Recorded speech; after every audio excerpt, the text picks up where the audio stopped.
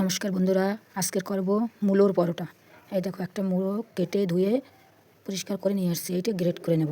তোমরা পুরো ভিডিওটা দেখো। এবারে এই মূলোটা ঘষা হয়ে গেছে। এবারে এই জলটা ফেলে দেব। জলটা ফেলালে খেতে ভালো লাগবে পরোটাটা।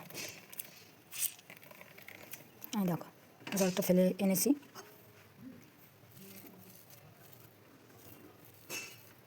আমি ময়দাটা অল্প নেব, তাই মূলোটাও অল্প নিয়েছি।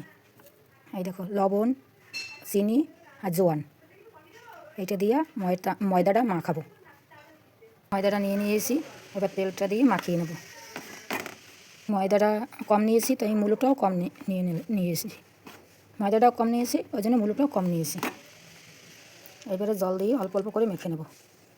সব উপকরণগুলো এক জায়গায় নিয়ে মেখে নিয়েছি। এই দেখো, ডোটা বানানো হয়ে গেছে। এইবারে লেচি কেটে এটা ভেজে নেব। এবার চাটুটা বসিয়ে দিলাম। এই দেখো, লেচিগুলো কেটে নিয়েছি বড় বড় করে। এইবার বেলে নেব।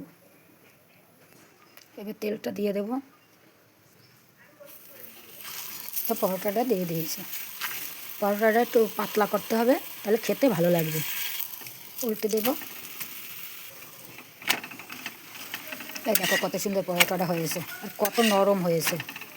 এবার নামিয়ে দেবো। এই দেখো, পরোটা পুরো রেডি। কত সুন্দর নরম হয়েছে, দেখো তুলতুলে হয়েছে। খেতেও অসাধারণ হবে। এইভাবে করতে হবে মূলোর পরোটা। এই দেখো, কত সুন্দর, বয়স্করাও খেতে পারবে। এই দেখো, কত সুন্দর পরোটাটা নরম হয়েছে।